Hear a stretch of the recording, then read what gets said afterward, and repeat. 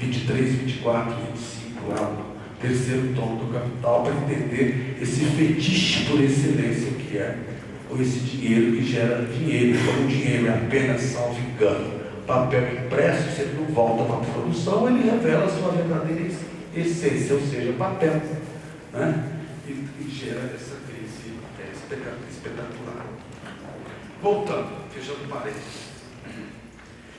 A montagem literária do pequeno livro, A Rua de Mão Única, permite reunir uma multiplicidade de formas de texto, aparentemente disparatadas, um caleidoscópio.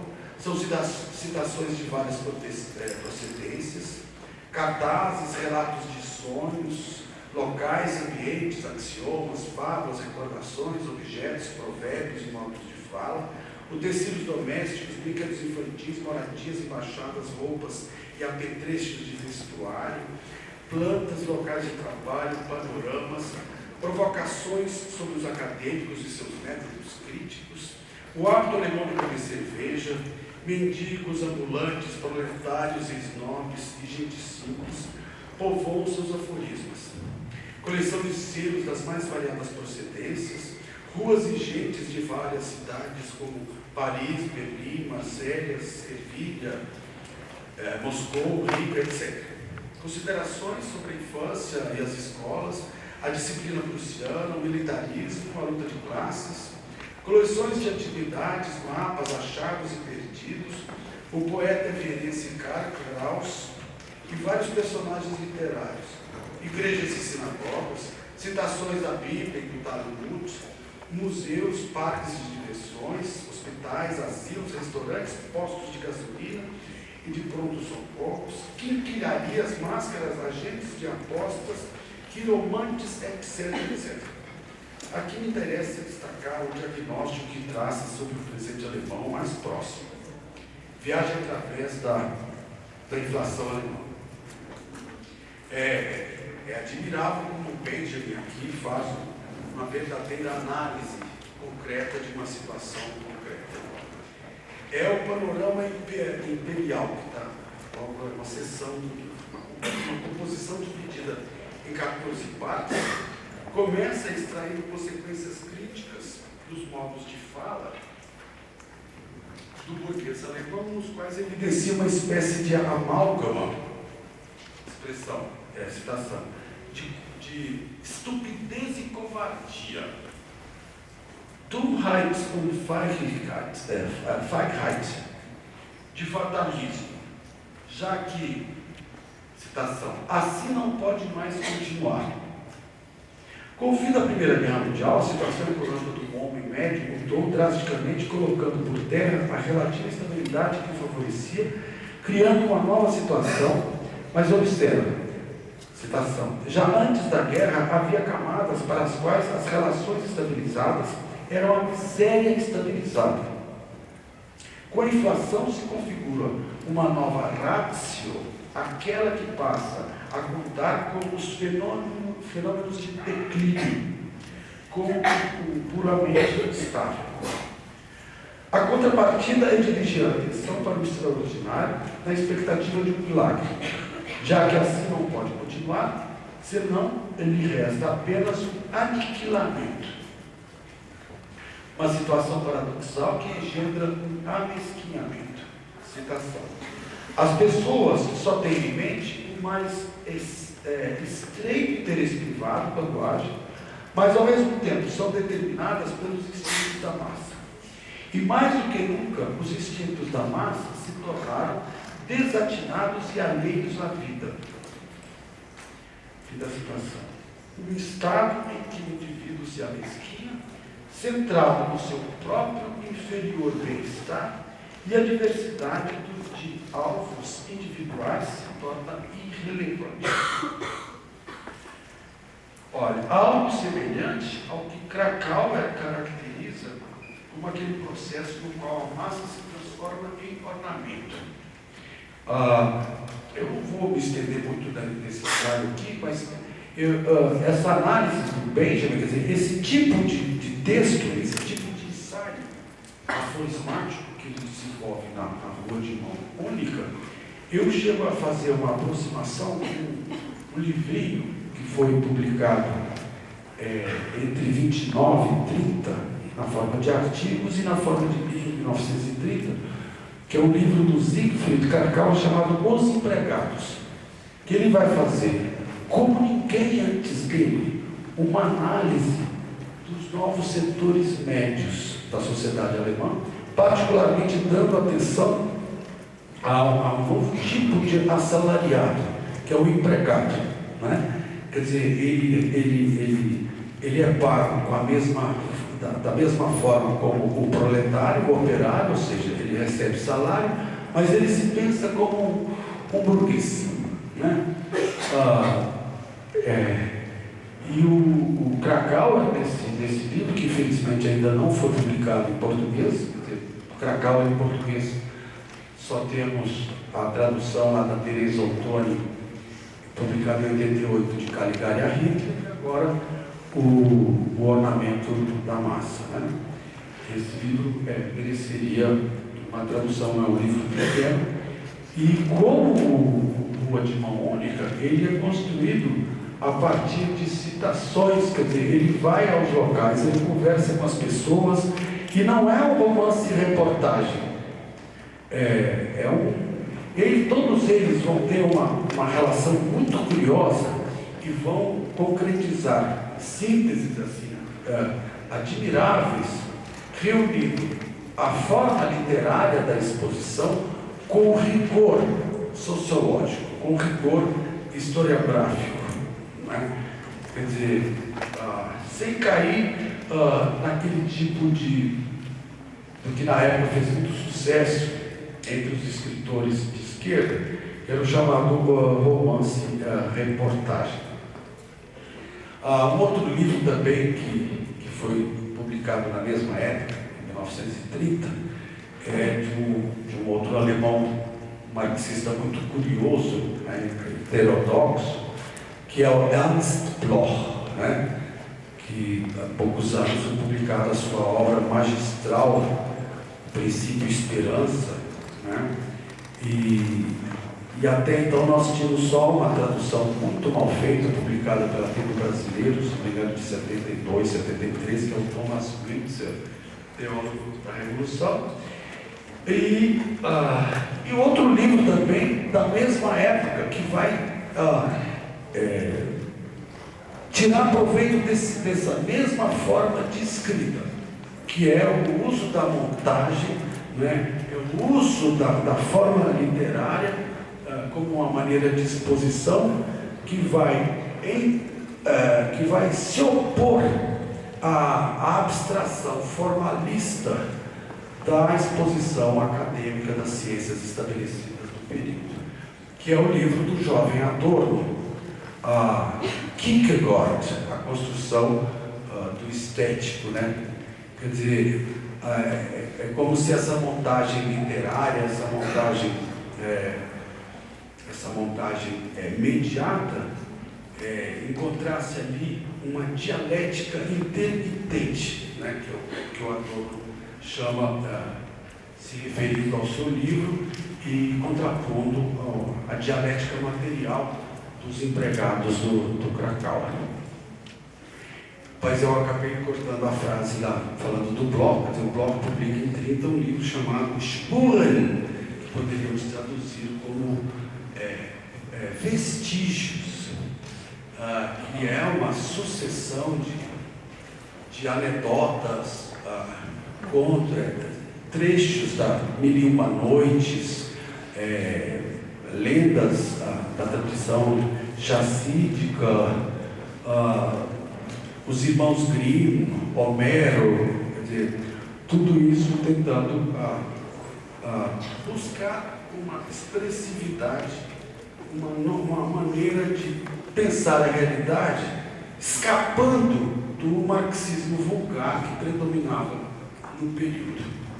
Isso é muito interessante. Eu acho que esses autores, o Adorno, o Benjamin, o Bloch, o Kracauer, são autores de vital importância, sobretudo para resgatar a capacidade de pensar dialeticamente e agir dialeticamente coisa que para a nossa esquerda, aqui e a Iuris, é de vital importância. Então fica muito interessante, quer dizer, nessa análise, nessa viagem pela inflação alemã que o Benjamin faz, né, quer dizer, quando a situação se agrava, quando a situação é de crise, o que se observa em geral? É uma espécie de amesquinhamento da vida, quer dizer, as pessoas diante do caos perdem qualquer possibilidade de visão conjunta, né, e se apequenam, né? Como explicar a ascensão do nazifascismo na Alemanha nos anos 30, se não essa situação de crise, juntamente com o que o Paulo Arantes vai caracterizar como essencial, né, da cultura alemã, que é o ressentimento, né? O livro dele lá de 97, chamado Ressentimento. Quer dizer, o Krakauer, aqui, voltando aqui ao texto, quer dizer, é como se numa situação dessa de crise, as massas vão buscar a fuga, a evasão, né? Aí os seus ensaios sobre o culto da distração são de vital importância para entender os mecanismos de evasão tão presentes na sociedade atual e que passam a ter uma importância fundamental em seus momentos de crise. Bom, as palavras de Benjamin. De modo que nela a imagem da estupidez se completa, insegurança, perversão mesmo dos instintos vitalmente importantes e impotência, declínio mesmo do intelecto. E completa. É a disposição da totalidade dos burgueses alemães. No centro dos interesses está o dinheiro. É a miséria estabilizada. É impossível viver em uma grande cidade alemã na qual a fome força os mais miseráveis a viver das notas com as quais os passantes procuram cobrir uma nudez que os fere. Uma situação que lembra a sordidez retratada em um quadro do Otto Dix, esse grande pintor alemão que foi necessariamente perseguido pelos nazis, né? Que é um quadro medonho, né? É um mutilado de guerra. Quer dizer, o personagem no quadro ele não tem pernas, não tem os braços, está cego, né? Ele está vendendo fósforos, né?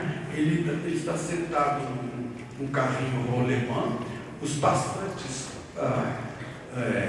andam rapidamente, não lhe dão atenção, e para completar o quadro, que é uma coisa realmente medonha, um vira-lata urina em cima dele. Esse é o quadro, que é mais ou menos, não é muito diferente da viagem que o Benjamin faz pela inflação alemã. E o que é muito curioso, como ele vai, todos eles vão utilizar modos de fala, né, expressões que são utilizadas pelas pessoas sem a devida reflexão. Pobreza não é desonra, né? Ou quem não trabalha não come. Benjamin inverte o princípio de Adam Smith, no qual haveria uma mão invisível a regular no mercado os apetites egoístas para denunciar a falsidade do provérbio. Mas se é a desonra, sim, essa penúria, da qual milhões já nascem dentro, e em que são enredados centenas de milhares que empobrecem. Sujeira e miséria crescem como muros, obras de mãos invisíveis em torno deles. Uma calamidade exposta aos olhos de todos, mas cujas as causas reais permanecem obscuras, mesmo que sejam alardeadas diariamente pela imprensa. A falta de clareza sobre as potências efetivas da situação de crise gerada pela inflação é ilustrada, ironicamente, por um francês espirituoso que diz: nos casos mais raros, o alemão terá clareza sobre si. Se alguma vez tiver clareza, não o dirá, e se o disser, não se fará compreensível.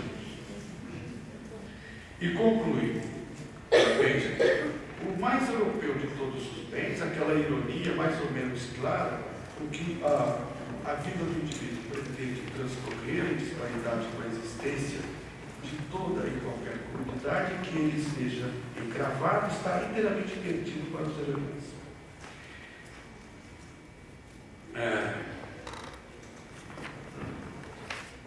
Quer dizer, o que é muito curioso aqui nessa análise concreta que ele faz dessa situação material, né, do período da inflação na Alemanha, e que, de uma certa maneira, é como se todos estivessem já pressentindo, né, que a contra-revolução estava batendo a porta da casa de entrada da casa de todos, né? Quer dizer, como entender isso? Quer dizer, como entender essa descaracterização da massa, porque desse fascínio pelo mito, de que maneira a extrema-direita vai fazer uso do ressentimento das massas, da história da Alemanha comum, com as promessas, né, de uma vida melhor, a superioridade dos alemães, a besta louca, essas coisas que vocês sabem. E eles vão fazer uma análise que mereceria um curso de extensão, como esses intelectuais vão interpretar a ascensão do fascismo. Isso é uma coisa que nós não fizemos, como se nós nunca tivéssemos esse tipo de experiência, né? Fascismo, né? De ditaduras militares, etc. Então eu acho que é uma coisa urgente, sobretudo pensando do ponto de vista das necessidades de renovação de uma prática política que não seja meramente repetição da chamada política estabelecida. Bom, então eu ressalto esse paralelo entre a rua de mão única, os empregados do Cracau, os vestígios do Ernst Bloch e o livro do Adorno, a livre docência dele chamado Kierkegaard, Construção Estética, com a ideia da dialética intermitente. Bom, então esse processo que vai de 25 a 30, nós vamos ter em todos esses intelectuais, sobretudo Walter Benjamin, Krakauer e Adorno talvez menos, um processo de radicalização política. Vai ser de vital importância não só o que ocorria na União Soviética do período, mas sobretudo a leitura de história e conceito de classe. Todos eles vão tentar fazer a seu modo uma concreção do conceito de reificação social que o Lukács desenvolve no livro, em conexão, fazendo uma chave com a ideia da racionalização das formas de vida do Max Weber, do qual ele chegou a ser, inclusive, orientando de doutorado, de docência. Bom, uma coisa muito importante, que é um texto que todo mundo sabe, de leitura obrigatória para todos nós, que é o ensaio de 1936, obra de arte na época da sua reprodutibilidade técnica, que gerou e continua a gerar tanta polêmica, né? Basta ver as restrições que o Adorno vai fazer a esse texto, com a ideia da perda da aura, né? Quer dizer, na época da reprodutibilidade técnica, não faz sentido mais pensar a figura da aura. Quer dizer, com isso o Benjamin está colocando em dúvida também a possibilidade de pensar com a indústria cultural a ideia da obra de arte autônoma, a ideia tão cara, não só ao autor, como também ao Lukács. Para me deter, eu não cheguei ainda onde eu quero falar. Isso pela introdução, vou ter que andar um pouco mais rápido. Que é o conceito de história, que é o último texto dele, e que vai merecer uma crítica do Krakauer no seu livro póstumo, chamado History, the Last Things Before the Last, né? História antes das últimas coisas, e que tem no ensaio que foi publicado ainda em vida, que chama Time and History, Tempo e História, e ele vai estar inteiramente de acordo com o Benjamin no que diz respeito à crítica da ideia de progresso. Quer dizer, o Benjamin, ele vai falar sozinho, nós poderíamos assim dizer, porque ele está criticando o conceito de progresso na época. Porque toda a esquerda, seja os sociais-democratas, seja os comunistas, seja os trotskistas, todos eles pensavam ainda em termos da categoria de progresso. E o que lhe incomodava profundamente é que o nazismo também fazia isso, não é? Com as suas fantásticas construções de autobahns, né, de autopistas, o Fusca, o Volkswagen e assim por diante. Então essa crítica dele é muito importante, só muito recentemente ela passa a ser discutida aqui no Brasil. Quer dizer, num país que a bandeira traz como insígnia, né, ordem e progresso. Quer dizer, o progresso é mais do que uma realidade, é de fato uma crença operante, né? Quer dizer, quem não tem aqui sonhos de pensar que a tecnologia possa resolver tudo, né? O pré-sal, né? Bom,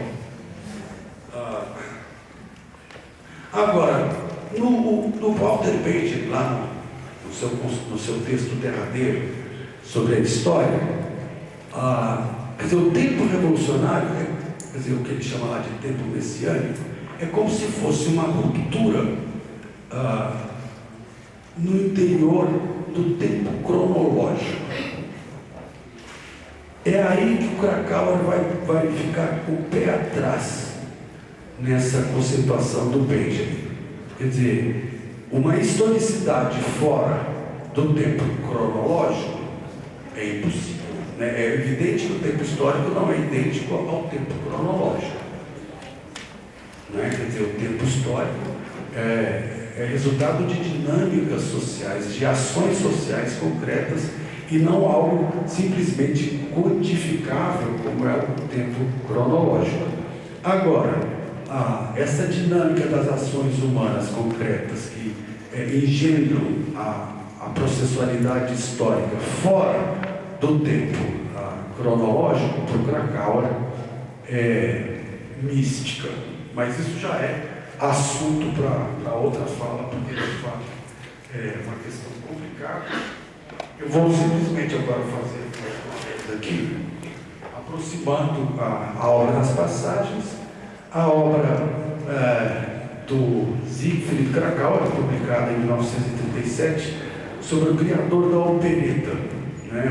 O Krakauer vai ver na opereta lá do Jacques Offenbach a forma originária, no mesmo sentido aqui do Walter Benjamin, de Urform, Urphänomen, né? da cultura de massas que vai se expandir ao longo do século XX e que o ator e o Horkheimer vão chamar depois de indústria cultural. E é muito curioso porque o Jacques Offenbach, o criador das operetas, ele que vai criar o cancan. Quer dizer, quando eu falo Offenbach, talvez soa meio estranho pelo alemão, mas é conhecido de todos, né? Somos todos, né? Todo mundo conhece. Eu não tenho talento para isso. Que é uma cena do Orfeu no Inferno, que é uma das operetas mais famosas do Offenbach. Do Offenbach também a gente tem que escutar e ver, se possível, a vida parisiense, quer dizer, a opereta de 1861. E na vida parisiense aparece, né, quer dizer, esse ambiente cosmopolita da cidade de Paris, né, a figura de um brasileiro inacreditável. O cara chega em cena e fala assim: eu sou brasileiro. Não, ele diz em francês, ele fala em vez de falar je, ele fala io. Em vez de falar brasiliano, ele fala brasiliano. Né? Então é bárbaro. Ele chega e fala, não, eu sou brasileiro, venho do Rio de Janeiro, trago muito ouro e diamantes na lapela. Podem me roubar o que eu roubei por lá. Chegando aqui, gastei tudo que eu tinha e voltei para o meu país selvagem, dizendo, ou outra fortuna ou morte. Quer dizer, o libretista, o Alevi, com certeza sabia dessa frase célebre, né, do Dom Pedro, né, da independência ou morte. No caso era outra fortuna ou morte. Aí ele volta para Paris novamente e começa a gritar, ele começa a gritar para as pessoas, venham, venham, venham, né, para as mulheres se aprontarem, etc., porque ele tem muito dinheiro e ele quer gastar. Então, essa figura perdulária é como se fosse assim, um portrait perfeito das nossas elites, do século XIX ao século XXI. Alguém tem dúvidas disso? Bom, quer dizer, então o que é muito interessante desses dois livros é que eles são livros de exílio, né? Quer dizer, essa geração de intelectuais de esquerda alemã, quer dizer, toda ela vai ser obrigada a exilar. E eu gostaria de pegar aqui alguns aspectos, quer dizer, tem trechos do livro sobre o Offenbach, do Kracauer e das passagens do Benjamin, que são idênticos. O Benjamin, numa situação muito grande de isolamento, ele chega a escrever para o seu amigo, Gershom Scholem, dizendo que não iria mostrar absolutamente nada do que ele estava escrevendo da obra das passagens, nem para o Ernst Bloch, que publicou em 1935 A Herança desse Tempo, e coloca e dedica um capítulo ao Benjamin, e o Benjamin fica indignado, mas desde quando eu faço parte da herança de alguém, né? E também ao Jacques Offenbach, e a Paris da sua época, ele vai ver em ambas as obras plágio, mas não é bem assim, né? O que é muito interessante no livro do Kracauer, sobre Offenbach, é a ideia do que ele chama de uma biografia da sociedade. Quer dizer, em vez de centrar a história na biografia de uma pessoa, ele pensa uma biografia da sociedade. Citação: França, ou mais precisamente Paris, como cenário de uma sucessão ininterrupta de acontecimentos sociais, políticos e artísticos de primeira linha. Paris, do século XIX, é a única cidade cuja história é ao mesmo tempo a história da Europa. Este livro, portanto, deve ser considerado ao mesmo tempo como uma biografia de uma sociedade. É um ensaio sobre a vida de Paris que, partindo de Louis Philippe, para terminar com o começo da Terceira República, detendo-se particularmente no período de Napoleão III. Por outro lado, é irrefutável que os acontecimentos da presente hora conferem à fantasmagoria do Segundo Império certa atualidade. Quer dizer, os acontecimentos da presente hora que conferem à fantasmagoria do Segundo Império atualidade é o fascismo. Claro. Nesse trecho da introdução, Kracauer se refere à fantasmagoria do Segundo Império no mesmo sentido que Benjamin em sua Exposé, Paris, capital do século XIX. Aliás, na leitura da obra das passagens, eu recomendaria necessariamente essa Exposé, né, que ele escreveu em 1935, e o nosso Teddy, né, o Adorno, censurou porque achou que esse princípio da montagem não tem conceito e não publicou na revista do Instituto de Pesquisa Social. Mas o Adorno acho que brigava até com a própria sombra, né, com certeza.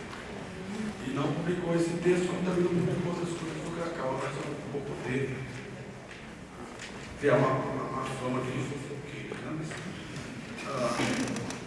Citação desse texto do Benjamin. A fantasmagoria da cultura capitalista alcança o seu desdobramento mais brilhante na Exposição Universal de 1867.